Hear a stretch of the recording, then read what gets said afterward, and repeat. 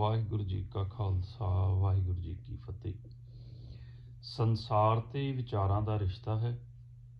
ਪਿਓ ਪੁੱਤਰ, ਭੈਣ ਭਰਾ, ਮਾਂ ਪੁੱਤ ਜਾਂ ਸੰਗੀ ਸਾਥੀ ਹਨ। ਸਭਨਾਂ ਦਾ ਵਿਚਾਰਾਂ ਦਾ ਰਿਸ਼ਤਾ ਹੈ ਤੇ ਇਹ ਰਿਸ਼ਤਾ ਪੱਕਾ ਰਿਸ਼ਤਾ ਨਹੀਂ ਹੁੰਦਾ। ਵਿਚਾਰ ਭਾਵੇਂ ਰਜੋਗੁਣੀ, ਸਤੋਗੁਣੀ ਜਾਂ ਤਮੋਗੁਣੀ ਹਨ, ਇਹਨਾਂ ਨੂੰ ਮਾਇਆ ਆਖਿਆ ਗਿਆ ਹੈ।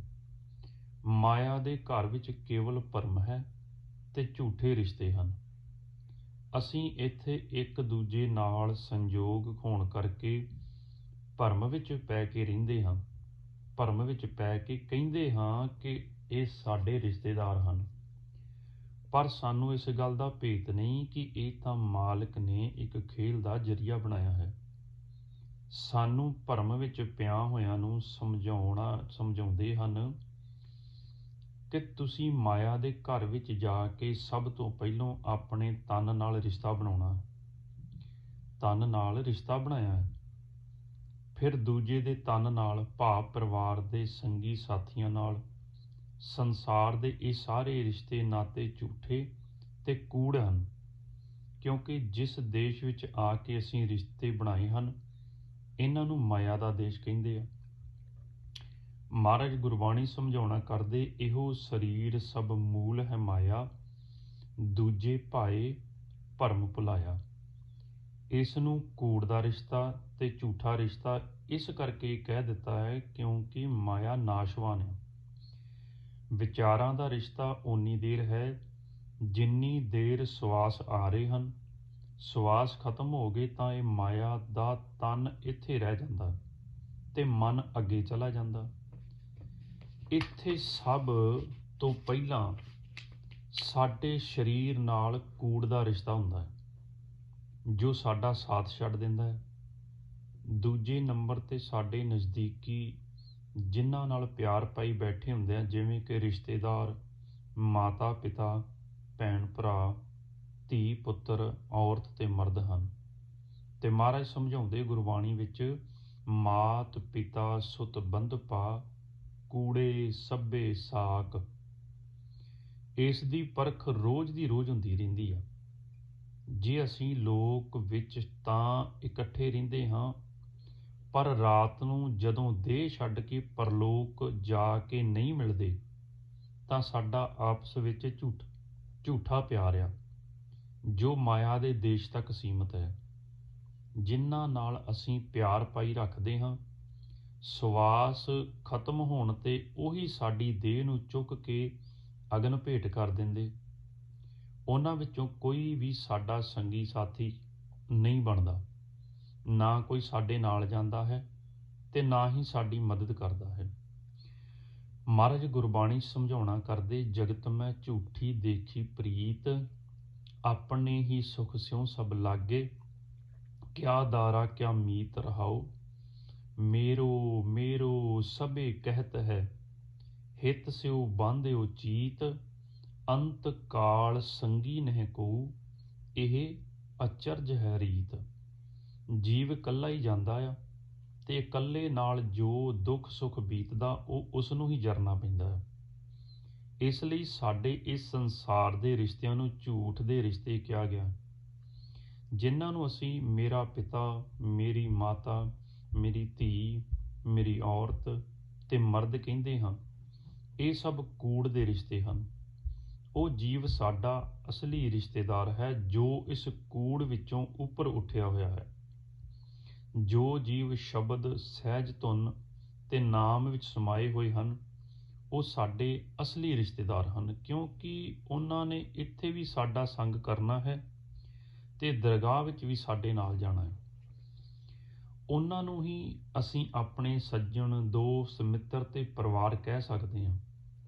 ਉਹ ਸੱਜਣ ਜੋ ਨਾਮ ਵਿੱਚ ਸਮਾਏ ਹੋਏ ਹਨ, ਲੋਕ ਵਿੱਚੋਂ ਕਾਇਆ ਨੂੰ ਛੱਡ ਕੇ, ਭਵ ਸਾਗਰ ਪਾਰ ਕਰਕੇ ਅੰਮ੍ਰਿਤਸਰ ਵਿੱਚ ਇਸ਼ਨਾਨ ਕਰਨ ਤੋਂ ਬਾਅਦ ਵੀ ਮਿਲਦੇ ਹਨ। ਅੰਮ੍ਰਿਤਸਰ ਵਿੱਚ ਇਸ਼ਨਾਨ ਕਰਨ ਤੇ ਕੂੜ ਦੀ ਮੈਲ ਉਤਰ ਜਾਂਦੀ ਹੈ, ਜਿਸ ਨੂੰ ਮਹਾਰਾਜ ਗੁਰਬਾਣੀ ਵਿੱਚ ਸਮਝਾਉਣਾ ਕਰਦੇ, ਮੈਲ ਗਈ ਮਨ ਨਿਰਮਲ ਹੁਆ, ਅੰਮ੍ਰਿਤਸਰ ਤੀਰਥ ਨਹਾਏ, ਸੱਜਣ ਮਿਲੇ ਸੱਜਣਾ, ਸੱਚੈ ਸ਼ਬਦ ਸੁਭਾਈ। ਭਾਵ ਜੋ ਸੱਚੇ ਸ਼ਬਦ ਵਿੱਚ ਮਿਲੇ ਹੋਏ ਹਨ ਉਹ ਸਾਡਾ ਅਸਲੀ ਪਰਿਵਾਰ ਹੈ। ਉਸ ਪਰਿਵਾਰ ਨੂੰ ਪਰਿਵਾਰ ਪਰੀਆਂ ਤੇ ਹੰਸ ਰੂਹਾਂ ਵੀ ਕਿਹਾ ਗਿਆ ਹੈ, ਤੇ ਉਹ ਪਰਮਹੰਸ ਸਾਡੇ ਰਿਸ਼ਤੇਦਾਰ ਹਨ। ਸਾਡੇ ਦੇਸ਼ ਭਾਵ ਕਿ ਜਿੱਥੇ ਸਾਡੇ ਮਨ ਨੂੰ ਰਾਜ ਕਰਨ ਦੀ ਟ੍ਰੇਨਿੰਗ ਦਿੱਤੀ ਗਈ ਸੀ ਵਿੱਚ ਕੋਈ ਫਰਕ ਤੇ ਕੋਈ ਚਿੰਤਾ ਨਹੀਂ, ਕਿਉਂਕਿ ਉੱਥੇ ਪੌਣ ਪਾਣੀ ਤੇ ਬਸੰਤਰ ਹੈ ਹੀ ਨਹੀਂ, ਵਿਚਾਰ ਹੈ ਹੀ ਨਹੀਂ। ਇਸ ਲਈ ਆਪਣੇ ਦੇਸ਼ ਜਿੱਥੇ ਸਾਨੂੰ ਖੁਰਾਕ ਅੰਮ੍ਰਿਤ ਰਸ ਮਿਲਦੀ ਹੈ ਤੇ ਆਪਣੇ ਘਰ ਵਿੱਚ ਅਸੀਂ ਬੇਫਿਕਰ ਹੋ ਕੇ ਵਿਚਰਦੇ ਹਾਂ, ਉੱਥੇ ਸਾਡੇ ਮਾਤਾ ਪਿਤਾ ਨੂੰ ਸਾਡਾ ਫਿਕਰ ਹੁੰਦਾ ਹੈ। ਇਸ ਕਰਕੇ ਉਸ ਦੇਸ਼ ਨੂੰ ਬੇਗਮਪੁਰਾ ਸ਼ਹਿਰ ਦਾ ਨਾਂ ਦਿੱਤਾ ਗਿਆ ਹੈ।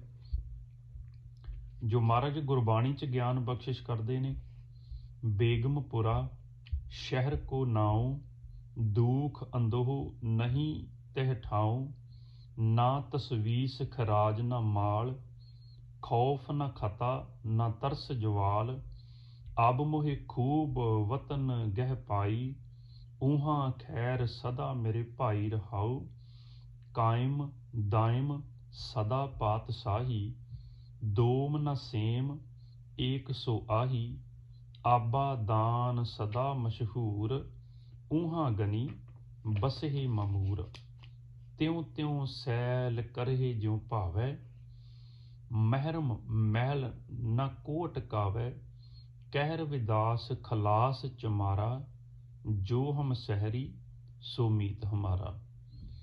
ਭਾਵ ਮਾਇਆ ਦੇ ਦੇਸ਼ ਵਿੱਚ ਕੂੜ ਅਤੇ ਵਿਚਾਰਾਂ ਦਾ ਰਿਸ਼ਤਾ ਕੁਝ ਚਿਰ ਹੀ ਨਿਭਦਾ ਹੈ। ਸਾਡਾ ਮਨ ਜਦੋਂ ਵਿਚਾਰਾਂ ਦੇ ਵਿੱਚ ਵੱਜ ਜਾਂਦਾ ਹੈ, ਅਸੀਂ ਆਪਸ ਵਿੱਚ ਇੱਕ ਦੂਜੇ ਨੂੰ ਰਿਸ਼ਤੇਦਾਰ ਸਮਝ ਲੈਂਦੇ ਹਾਂ ਤੇ ਉਸ ਤੋਂ ਬਾਅਦ ਪਾਪ ਪੁੰਨ ਸ਼ੁਰੂ ਹੋ ਜਾਂਦਾ ਹੈ। ਜਦੋਂ ਸਾਡੇ ਆਪਸ ਵਿੱਚ ਟਕਰਾ ਜਾਂਦੇ ਹਨ, ਵਿਚਾਰ ਜਿਹੜੇ ਟਕਰਾਉਂਦੇ ਹਨ, ਤਾਂ ਸਾਡੇ ਮਨ ਤੇ ਤਨ ਵਿੱਚ, ਪਰਿਵਾਰ ਵਿੱਚ ਤੇ ਸੰਸਾਰ ਵਿੱਚ ਕਲੇਸ਼ ਸ਼ੁਰੂ ਹੋ ਜਾਂਦਾ। ਉਹ ਜੀਵਾਂ ਨੂੰ ਅਸੀਂ ਮਾਤਾ ਪਿਤਾ ਭਰਾ ਔਰਤ ਤੇ ਮਰਦ ਸਮਝਦੇ ਹਾਂ। ਵਿਚਾਰ ਟਕਰਾਉਣ ਤੋਂ ਬਾਅਦ ਅੱਡ ਅੱਡ ਹੋ ਜਾਂਦੇ ਹਨ, ਇੱਕ ਦੂਜੇ ਨੂੰ ਛੱਡ ਜਾਂਦੇ ਹਨ। ਜੇ ਪਿਆਰ ਦਾ ਰਿਸ਼ਤਾ ਹੋਵੇ ਤਾਂ ਇੱਕ ਦੂਜੇ ਨੂੰ ਛੱਡਣ ਨਾ। ਇਸ ਕਰਕੇ ਕੂੜ ਦਾ ਰਿਸ਼ਤਾ ਸਿਰਫ ਮਾਇਆ ਤੱਕ ਸੀਮਿਤ ਹੈ। ਜਿੰਨੀ ਦੇਰ ਅਸੀਂ ਇੱਕ ਦੂਜੇ ਨਾਲ ਲੈਣ ਦੇਣ ਕਰਦੇ ਰਹਿੰਦੇ ਹਾਂ, ਓਨੀ ਦੇਰ ਸਾਡਾ ਪਿਆਰ ਤੇ ਰਿਸ਼ਤਾ ਬਣਿਆ ਰਹਿੰਦਾ ਹੈ। ਜਿਸ ਦਿਨ ਅਸੀਂ ਲੈਣ ਦੇਣ ਤੋਂ ਜਵਾਬ ਦੇ ਦਿੰਦੇ ਹਾਂ, ਉਸ ਦਿਨ ਤੋਂ ਸਾਡਾ ਰਿਸ਼ਤਾ ਖਤਮ ਹੋ ਜਾਂਦਾ ਹੈ। ਇੱਥੇ ਜੋ ਰਿਸ਼ਤਾ ਮਾਇਆ ਦੇ ਘਰ ਤੱਕ ਸੀਮਿਤ ਹੈ, ਉਸ ਨੂੰ ਮਨਮੁਖਾਂ ਦੀ ਦੋਸਤੀ ਕਹਿੰਦੇ ਹਨ। ਜਦੋਂ ਇਨਸਾਨ ਤੇ ਔਖੀ ਘੜੀ ਬਣਦੀ ਹੈ ਤਾਂ ਮਨਮੁਖ ਸਾਥ ਨਹੀਂ ਦਿੰਦਾ। ਮਨਮੁਖ ਦੀ ਦੋਸਤੀ ਕੇਵਲ ਆਪਣੇ ਮਕਸਦ ਤੱਕ ਨਿਭਦੀ ਹੈ। ਜੇ ਮਕਸਦ ਪੂਰਾ ਨਹੀਂ ਹੁੰਦਾ ਤਾਂ ਉਲਟ ਹੋ ਜਾਂਦੇ ਹਨ। ਇਸ ਲਈ ਮਹਾਰਾਜ ਗੁਰਬਾਣੀ ਵਿੱਚ ਸਮਝਾਉਣਾ ਕਰਦੇ ਹਨ, ਮਨਮੁਖਾਂ ਕੇਰੀ ਦੋਸਤੀ, ਮਾਇਆ ਕਾ ਸੰਬੰਧ, ਦੇਖਦਿਆਂ ਹੀ ਭੱਜ ਜਾਣ ਕਦੇ ਨਾ ਪਾਇਨ ਬੰਦ, ਜਿਚਰ ਪਹਿਨਨ ਖਾਵਨੇ ਤਿਚਰ ਰੱਖਣ ਗੰਢ, ਜਿਤ ਦਿਨ ਕਿਛ ਨਾ ਹੋਵਈ ਤਿਤ ਦਿਨ ਬੋਲਣ ਗੰਧ। ਜਿੰਨੀ ਦੇਰ ਇਸ ਲੋਕ ਵਿੱਚ ਮਨ ਸੁੱਤਾ ਹੋਇਆ, ਓਨੀ ਦੇਰ ਸਾਡਾ ਅਸਲੀ ਪਿਆਰ ਨਹੀਂ ਹੁੰਦਾ। ਸਾਡੇ ਮਨ ਨੂੰ ਸਮਝਾਇਆ ਗਿਆ ਸੀ ਕਿ ਇਹ ਤੇਰਾ ਦੇਸ਼ ਤੇ ਘਰ ਨਹੀਂ, ਇੱਥੇ ਇਹ ਰਿਸ਼ਤੇਦਾਰ ਕੇਵਲ ਤੇਰੇ ਸੰਜੋਗੀ ਹਨ, ਟੀਮ ਦੇ ਮੈਂਬਰ ਹਨ, ਜੋ ਅੱਡੋ ਅੱਡ ਇਲਾਕਿਆਂ, ਕੋਈ ਭੂਮ ਲੋਕ, ਕੋਈ ਪਤਾਲ ਲੋਕ ਤੇ ਕੋਈ ਆਕਾਸ਼ ਲੋਕ ਦੇ ਜੀਵ ਵਿੱਚੋਂ ਆਇਆ ਹੈ। ਜੇ ਤੁਸੀਂ ਸਾਰਾ ਪਰਿਵਾਰ ਰਲ ਕੇ ਖੇਲੋਗੇ ਤਾਂ ਘਰ ਆ ਜਾਵੋਗੇ, ਨਹੀਂ ਤਾਂ ਜਿਹੜੇ ਇਲਾਕਿਆਂ ਵਿੱਚੋਂ ਆ ਕੇ ਇੱਥੇ ਮਨੁੱਖਾ ਆਕਾਰ ਵਿੱਚ ਇਕੱਠੇ ਹੋਏ ਹੋ, ਦੁਬਾਰਾ ਫਿਰ ਇੱਥੇ ਕੀਤੇ ਹੋਏ ਕਰਮਾਂ ਅਨੁਸਾਰ ਮਨੁੱਖਾਕਾਰ ਤੋਂ ਬਾਅਦ ਭਾਵ ਕਿ ਮਰਨ ਤੋਂ ਬਾਅਦ ਉਹਨਾਂ ਆਕਾਰਾਂ ਵਿੱਚ ਫਿਰ ਵਾਪਸ ਚਲੇ ਜਾਓਗੇ। ਸਮਝਾ ਰਹੇ ਹਨ ਕਿ ਤੁਸੀਂ ਇੱਥੇ ਇਸ ਲੋਕ ਵਿੱਚ ਇਸ ਤਰ੍ਹਾਂ ਰਹਿਣਾ ਹੈ ज्यों राखा खेत ऊपर पराए, खेत खसम का राखा उठ जाए। इस ਸਰੀਰ ਨੂੰ ਧਰਤੀ ਤੇ ਖੇਤ ਦਾ ਨਾਮ ਦਿੱਤਾ ਹੈ। ਇਸ ਸਰੀਰ ਦੇ ਵਿੱਚ ਰਹਿੰਦਿਆਂ ਅਸੀਂ ਜੋ ਵੀ ਕਰਮ ਕਰਾਂਗੇ ਉਸ ਦਾ ਫਲ ਸਾਨੂੰ ਅੰਤ ਸਮੇਂ ਮਿਲੇਗਾ। ਤਾਂ ਹੀ ਮਹਾਰਾਜ ਗੁਰਬਾਣੀ 'ਚ ਗਿਆਨ ਬਖਸ਼ਿਸ਼ ਕਰਦੇ ਨੇ, ਖੇਤ ਸਰੀਰ ਜੋ ਬੀਜੀਐ ਸੋ ਅੰਤ ਖਲੋਆ ਆਏ। ਸੋ ਇਸ ਕਰਕੇ ਅਸਲੀ ਪਿਆਰ ਉਦੋਂ ਸ਼ੁਰੂ ਹੁੰਦਾ ਹੈ ਜਦੋਂ ਸਾਡਾ ਮਨ ਜਾਗ ਪੈਂਦਾ ਹੈ, ਆਪਣੇ ਆਪ ਦੀ ਪਹਿਚਾਣ ਕਰ ਲੈਂਦਾ ਹੈ, ਆਤਮਾ ਦੀ ਤੇ ਆਪਣੇ ਮੂਲ ਦੀ ਪਹਿਚਾਣ ਕਰ ਲੈਂਦਾ ਹੈ। ਉਸ ਸਮੇਂ ਲੈਣ ਦੇਣ ਦਾ ਕੰਮ ਖਤਮ ਤੇ ਪਿਆਰ ਸ਼ੁਰੂ ਹੋ ਜਾਂਦਾ। ਜਿਵੇਂ ਪਰਿਵਾਰ ਵਿੱਚ ਬੱਚੇ ਦਾ ਕਿਸੇ ਨਾਲ ਲੈਣ ਦੇਣ ਨਹੀਂ ਹੁੰਦਾ, ਉਸ ਦਾ ਪਿਆਰ ਸਾਰੇ ਪਰਿਵਾਰ ਨਾਲ ਹੁੰਦਾ ਹੈ। ਸਾਰਾ ਪਰਿਵਾਰ ਹੀ ਉਸ ਨੂੰ ਪਿਆਰ ਕਰਦਾ ਹੈ ਤੇ ਕਹਿੰਦੇ ਹਨ ਕਿ ਇਹ ਰੱਬ ਦਾ ਰੂਪ ਹੈ, ਕਿਉਂਕਿ ਉਸ ਨੂੰ ਲੋਕ ਦਾ ਅਜੇ ਗਿਆਨ ਨਹੀਂ ਹੋਇਆ। ਉਸ ਬੱਚੇ ਨਾਲ ਪਰਿਵਾਰ ਦੇ ਮੈਂਬਰਾਂ ਦਾ ਅਸਲੀ ਪਿਆਰ ਹੁੰਦਾ ਹੈ, ਬਗੈਰ ਮਕਸਦ ਤੋਂ। ਪਰ ਮਾਤਾ ਪਿਤਾ ਦੇ ਪਿਆਰ ਵਿੱਚ ਮਕਸਦ ਵੀ ਹੁੰਦਾ, ਕਿਉਂਕਿ ਉਹਨਾਂ ਨੂੰ ਆਸ ਹੁੰਦੀ ਹੈ ਕਿ ਵੱਡਾ ਹੋ ਕੇ ਸਾਨੂੰ ਕੁਝ ਦੇਵੇਗਾ, ਲਾਲਚ ਹੁੰਦਾ। ਤੇ ਜਿੱਥੇ ਲਾਲਚ ਆ ਜਾਂਦਾ ਉੱਥੇ ਪਿਆਰ ਖਤਮ ਹੋ ਜਾਂਦਾ। ਸਾਡਾ ਮਨ ਜਦੋਂ ਜਾਗ ਪੈਂਦਾ ਹੈ ਤਾਂ ਫਿਰ ਇਸ ਸਰੀਰ ਨੂੰ ਆਪਣਾ ਨਹੀਂ ਸਮਝਦਾ, ਬੇਗਾਨਾ ਸਮਝਦਾ ਹੈ। ਫਿਰ ਉਹ ਬੇਗਾਨੇ ਨਾਲ ਘੱਟ ਤੇ ਇਸ ਵਿੱਚ ਵਸਣ ਵਾਲੇ ਆਤਮਾ ਰਾਮ ਤੇ ਪਰਮਾਤਮਾ ਨਾਲ ਜ਼ਿਆਦਾ ਪਿਆਰ ਕਰਦਾ। ਉਹ ਅਸਲੀ ਪਿਆਰ ਹੈ, ਜਿਸ ਨੂੰ ਆਤਮਿਕ ਪਿਆਰ ਕਹਿੰਦੇ ਹਨ। ਜਿੰਨੀ ਦੇਰ ਮਨ ਜਾਗਦਾ ਨਹੀਂ, ਓਨੀ ਦੇਰ ਪੰਜਾਂ ਦਾ ਪਿਆਰ ਹੁੰਦਾ ਜੋ ਝੂਠਾ ਆ। ਇਹ ਪੰਜੇ ਸਾਨੂੰ ਭਰਮ ਵਿੱਚ ਰੱਖ ਕੇ ਧੋਖਾ ਦੇਣਾ ਚਾਹੁੰਦੇ ਹਨ। ਝੂਠ ਦੇ ਪਿਆਰ ਵਿੱਚ ਕੋਈ ਨਾ ਕੋਈ ਮਕਸਦ ਹੁੰਦਾ ਹੈ ਕਿ ਇਹ ਇਸ ਲੋਕ ਵਿੱਚ ਬਾਜੀ ਹਾਰ ਜਾਣ, ਭਾਵ ਉਹਨਾਂ ਦਾ ਸਾਨੂੰ ਹਰਾਉਣ ਦਾ ਮਕਸਦ ਪੂਰਾ ਹੁੰਦਾ। ਪੰਜੇ ਕਿਸੇ ਵੀ ਸਮੇਂ ਸਾਨੂੰ ਲਾਲਚ ਦੇ ਸਕਦੇ ਹਨ। ਇਹ ਆਪਣੇ ਅਸਲੀ ਸਾਥੀਆਂ, ਭਾਵ ਕਿ ਜਿਹੜੀਆਂ ਮਨ ਦੀਆਂ ਗਿਆਨ ਇੰਦਰੀਆਂ ਤੇ ਕਰਮ ਇੰਦਰੀਆਂ ਨੂੰ ਛੱਡ ਜਾਣ। ਇਸ ਲਈ ਸਾਨੂੰ ਗੁਰਬਾਣੀ ਵਿੱਚ ਸਮਝਾ ਦਿੱਤਾ ਹੈ ਕਿ ਇਸ ਲੋਕ ਵਿੱਚ ਜੋ ਜੀਵ ਇਹਨਾਂ ਪੰਜਾਂ ਨਾਲ ਮਿਲ ਜਾਂਦਾ ਆ, ਉਹ ਆਪਣੇ ਮਾਤਾ ਪਿਤਾ ਭਾਵ ਕਿ ਅਕਾਲ ਪੁਰਖ ਨੂੰ ਯਾਦ ਨਹੀਂ ਕਰਦਾ ਤੇ ਆਪਣੇ ਸਾਥੀਆਂ ਜਿਹੜੀਆਂ ਸੂਖਮ ਗਿਆਨ ਇੰਦਰੀਆਂ ਤੇ ਕਰਮ ਇੰਦਰੀਆਂ ਦਾ ਨਾਲ ਰਲਦਾ ਹੀ ਰਹਿੰਦਾ ਹੈ, ਵੀ ਭਾਵ ਕਿ ਉਹਨਾਂ ਨਾਲ ਰਲਦਾ ਨਹੀਂ। ਅਸੀਂ ਸਵੇਰ ਵੇਲੇ ਇਸ ਲੋਕ ਵਿੱਚ ਭਾਵ ਕਿ ਪਰਿਵਾਰ ਵਿੱਚ ਆਉਂਦੇ ਹਾਂ ਤੇ ਉੱਠ ਕੇ ਸਿਮਰਨ ਕਰਦੇ ਹਾਂ।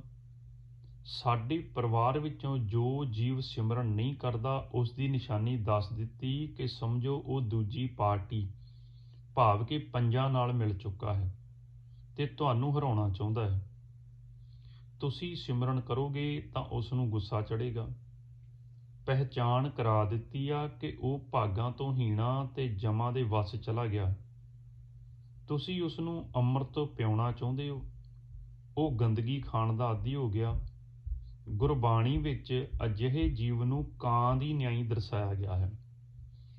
ਮਹਾਰਾਜ ਤਾਈਂ ਉੱਤੇ ਗੁਰਬਾਣੀ ਸਮਝਾਉਂਦੇ ਕਿ ਕਾਂ ਕੀ ਕਰਦਾ ਆ, ਉਹ ਗੰਦਗੀ ਖਾਂਦਾ। ਤਾਂ ਹੀ ਮਹਾਰਾਜ ਕਹਿੰਦੇ, ਦੁਰਮਤ ਭਾਗ ਹੀਣ ਮਤ ਫੀਕੇ, ਨਾਮ ਸੁਣਤ ਆਵੈ ਮਨ ਰੋਹੈ, ਕਊਆ ਕਾਗ ਕੋ ਅੰਮ੍ਰਿਤ ਰਸ ਪਾਈਐ, ਤ੍ਰਿਪਤੈ ਵਿਸ਼ਟਾ ਖਾਏ ਮੁਖ ਗੋਹੈ। ਉਸ ਜੀਵ ਦੀ ਪਹਿਚਾਣ ਕਰਾਉਂਦੇ ਹੋਏ ਉਸ ਨੂੰ ਮਨਮੁਖ ਦਾ ਨਾਮ ਦਿੱਤਾ ਗਿਆ ਹੈ ਤੇ ਸਾਨੂੰ ਦੱਸ ਦਿੱਤਾ ਕਿ ਤੁਸੀਂ ਉਸ ਦੇ ਔਗਣ ਨਹੀਂ ਦੇਖਣੇ, ਕੇਵਲ ਗੁਣ ਹੀ ਦੇਖਣੇ ਹਨ। ਜੇ ਉਸ ਵਿੱਚ ਕੋਈ ਗੁਣ ਹੈ ਤਾਂ ਗ੍ਰਹਿਣ ਕਰ ਲਵੋ, ਪਰ ਉਸ ਵਿੱਚ ਪੰਜਾਂ ਨੇ ਕੋਈ ਗੁਣ ਰਹਿਣ ਹੀ ਨਹੀਂ ਦੇਣਾ। ਇਸ ਕਰਕੇ ਉਹ ਔਗਣ ਹੀ ਔਗਣ ਕਰੇਗਾ। ਸਾਨੂੰ ਸਮਝਾਉਂਦੇ ਹਨ ਕਿ ਤੁਸੀਂ ਉਸ ਦਾ ਔਗਣ ਨਹੀਂ ਦੇਖਣਾ, ਗੁਣਾਂ ਤੇ ਔਗਣਾਂ ਦਾ ਫੈਸਲਾ ਦੇਣ ਵਾਲਾ ਸਾਨੂੰ ਸਭਨਾਂ ਨੂੰ ਉਹ ਪਰਮਾਤਮਾ ਆਪ ਦੇਖ ਰਿਹਾ। ਤਾਂ ਹੀ ਮਹਾਰਾਜ ਗੁਰਬਾਣੀ ਸਮਝਾਉਣਾ ਕਰਦੇ, ਸਾਜਨ ਮੀਤ ਸੁਆਮੀ ਨੇਰੋ, ਪੇਖਤ ਸੁਣਤ ਸਭਨ ਕੈ ਸੰਗੇ, ਥੋੜੈ ਕਾਜ ਬੁਰੂ ਕਹਿ ਫੇਰੋ।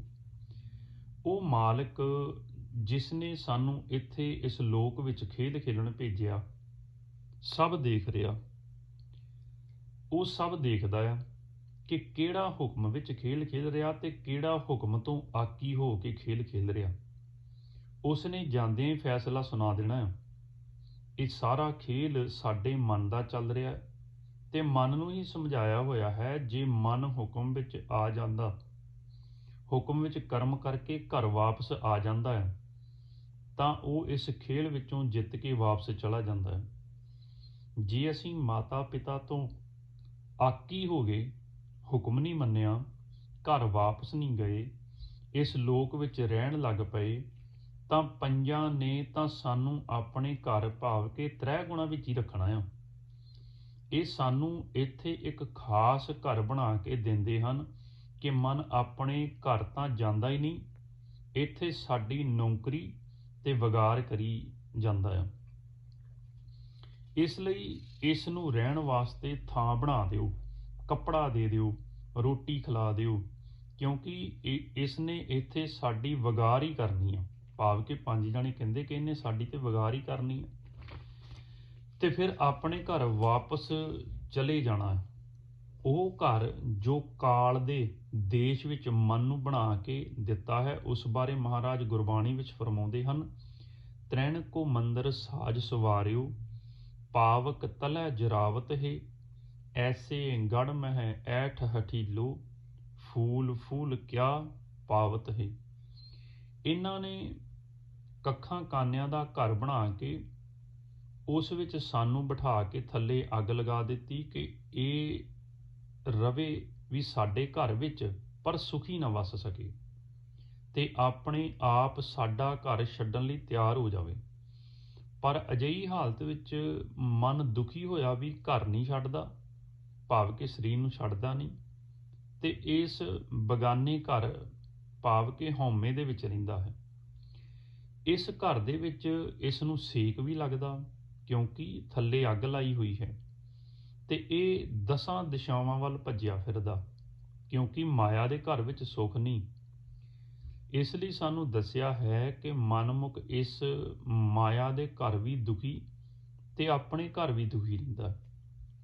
ਜਿਵੇਂ ਅਸੀਂ ਲੋਕ ਇਸ ਲੋਕ ਦੇ ਵਿੱਚ ਦੁਖੀ ਹੁੰਦੇ ਹਾਂ ਕਿਉਂਕਿ ਘਰ ਭੁੱਲ ਗਏ ਤੇ ਆਪਣੇ ਘਰ ਜਾ ਕੇ ਭੇਤ ਨਹੀਂ ਰਹਿੰਦਾ ਕਿ ਅਸੀਂ ਆਪਣੇ ਘਰ ਤੇ ਆਪਣੇ ਮਾਤਾ ਪਿਤਾ ਕੋਲ ਆਏ ਹਾਂ। ਇਸ ਕਰਕੇ ਫਿਰ ਵੀ ਸਾਡਾ ਧਿਆਨ ਤਰਲੋਕੀ ਵਿੱਚ ਹੀ ਰਹਿੰਦਾ। ਜੋ ਅਸੀਂ ਤਰਲੋਕੀ ਵਿੱਚ ਸੀਨ ਦੇਖਦੇ ਹਾਂ, ਪਿਛਲੇ ਆਕਾਰ ਤੇ ਵਰਤਮਾਨ ਆਕਾਰ ਅਤੇ ਆਵਾਜ਼ਾਂ ਜਿਹੜੀਆਂ ਸਾਨੂੰ ਸੁਣਦੀਆਂ, ਉਸ ਬਾਰੇ ਲੋਕ ਵਿੱਚ ਆ ਕੇ ਸਹਿਜ ਸੁਭਾਅ ਹੀ ਇਹੀ ਕਹਿੰਦੇ ਆ ਕਿ ਸੁਪਨਾ ਦੇਖਿਆ ਹੈ। ਇਹ ਨਹੀਂ ਦੱਸਦੇ ਕਿ ਘਰੋਂ ਹੋ ਕੇ ਆਏ ਹਾਂ, ਮਾਤਾ ਪਿਤਾ ਤੇ ਆਪਣੇ ਪਰਿਵਾਰ ਨੂੰ ਮਿਲ ਕੇ ਆਏ ਹਾਂ। ਸਿਰਫ ਕਹਿੰਦੇ ਹਾਂ ਕਿ ਸੁਪਨਾ ਆਇਆ ਸੀ। ਇਹ ਵੀ ਭੇਤ ਨਹੀਂ ਹੁੰਦਾ ਕਿ ਜਿਨ੍ਹਾਂ ਸੰਗੀਆਂ ਸਾਥੀਆਂ ਨੂੰ ਸੁਪਨੇ ਵਿੱਚ ਮਿਲ ਕੇ ਆਏ ਹਾਂ ਉਹ ਅੱਜ ਕੱਲ੍ਹ ਕਿਸ ਆਕਾਰ ਦੇ ਵਿੱਚ ਹਨ। ਇਸ ਲਈ ਮਹਾਰਾਜ ਦੱਸਦੇ ਹਨ, ਉਗਵੈ ਦਿਨਸ ਆਲ ਜਾਲ ਸੰਮਾਲੈ, ਬਿਖ ਮਾਇਆ ਕੇ ਬਿਸਥਾਰੇ, ਆਈ ਰੈਣ ਭਇਆ ਸੁਪਨੰਤਰ, ਬਿਖ ਸੁਪਨੈ ਭੀ ਦੁੱਖ ਸਾਰੇ।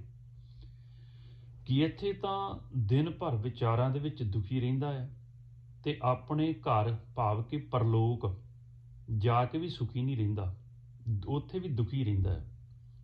ਜਿਹੜੇ ਗੁਰਮੁਖ ਹੁੰਦੇ ਹਨ, ਗੁਰਮੁਖ ਇਸ ਲੋਕ ਵਿੱਚ ਵੀ ਸੁਖੀ ਤੇ ਆਪਣੇ ਉਸ ਦੇਸ਼ ਵਿੱਚ ਵੀ ਸੁਖੀ ਰਹਿੰਦੇ ਹਨ ਕਿਉਂਕਿ ਉਹ ਇੱਥੇ ਵੀ ਭਗਤੀ ਕਰਦਾ ਹੈ, ਆਪਣੇ ਮਾਤਾ ਪਿਤਾ ਨੂੰ ਯਾਦ ਰੱਖਦਾ ਹੈ, ਮਾਤਾ ਪਿਤਾ ਦੇ ਸਨਮੁਖ ਰਹਿੰਦੇ, ਹੁਕਮ ਵਿੱਚ ਕਰਮ ਕਰਦੇ ਤੇ ਇੱਧਰਲੇ ਲੋਕ ਦਾ ਕਰਮ ਸਮਾਪਤ ਕਰਕੇ ਮਾਤਾ ਪਿਤਾ ਕੋਲ ਘਰ ਭਾਵ ਕਿ ਵਾਪਸ ਪਰਲੋਕ ਵਿੱਚ ਚਲੇ ਜਾਂਦੇ। ਉਹ ਲੋਕ ਤੇ ਪਰਲੋਕ ਵਿੱਚ ਸੁਖੀ ਰਹਿੰਦੇ ਹਨ।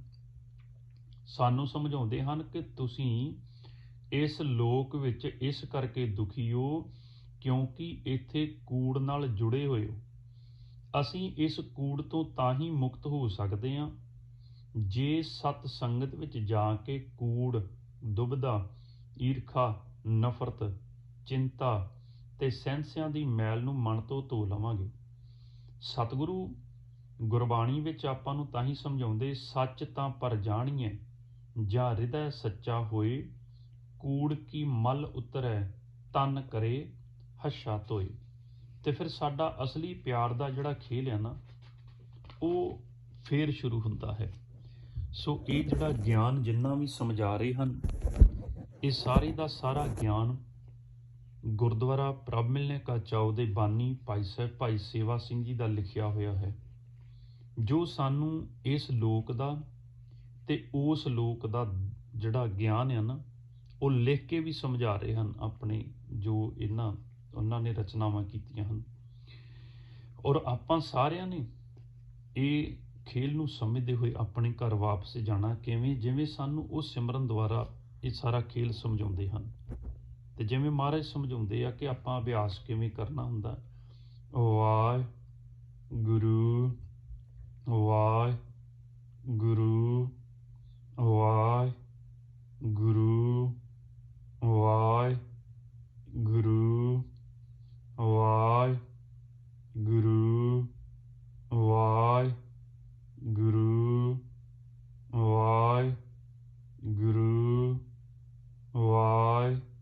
ਵਾਹਿਗੁਰੂ ਵਾਹਿਗੁਰੂ ਵਾਹਿਗੁਰੂ ਵਾਹਿਗੁਰੂ ਵਾਹਿਗੁਰੂ। ਵਾਹਿਗੁਰੂ ਜੀ ਕਾ ਖਾਲਸਾ, ਵਾਹਿਗੁਰੂ ਜੀ ਕੀ ਫਤਿਹ। ਸੋ ਐਸੇ ਗੁਰਮੁਖ ਪਿਆਰੇ ਭਾਈ ਸਾਹਿਬ ਭਾਈ ਸੇਵਾ ਸਿੰਘ ਜੀ ਤਰਮਾਲਾ ਤੇ ਉਹਨਾਂ ਤੋਂ ਵਰਸਾਏ ਹੋਏ ਗੁਰਮੁਖ ਪਿਆਰੇ ਭਾਈ ਸਾਹਿਬ ਭਾਈ ਦਲਬੀਰ ਸਿੰਘ ਜੀ ਤਰਮਾਲਾ, ਜੋ ਗੁਰਬਾਣੀ ਗੁਰੂ ਗ੍ਰੰਥ ਸਾਹਿਬ ਦੁਆਰਾ ਆਪਾਂ ਸਾਰਿਆਂ ਨੂੰ ਇਸ ਲੋਕ ਤੇ ਦੂਸਰਾ ਲੋਕ ਜਿਹੜਾ ਪਰਲੋਕ ਹੈ, ਜਿੱਥੇ ਜਾ ਕੇ ਵਸਣਾ, ਉਹਦਾ ਗਿਆਨ ਸਾਨੂੰ ਗੁਰਬਾਣੀ ਦੁਆਰਾ ਸਮਝਾਉਂਦੇ। ਸੋ ਆਪਾਂ ਸਾਰੇ ਗੁਰਮੁਖਾਂ ਨੇ ਇਸ ਗਿਆਨ ਔਰ ਇਸ ਮਾਰਗ ਤੇ ਚੱਲਦੇ ਹੋਏ ਆਪਾਂ ਵੀ ਇਸ ਖੇਲ ਨੂੰ ਜਿੱਤ ਕੇ ਆਪਣੇ ਘਰ ਦੇ ਵਿੱਚ ਸੁਖੀ ਜਾ ਕੇ ਵਸਣਾ ਹੈ। ਵਾਹਿਗੁਰੂ ਜੀ ਕਾ ਖਾਲਸਾ, ਵਾਹਿਗੁਰੂ ਜੀ ਕੀ ਫਤਿਹ।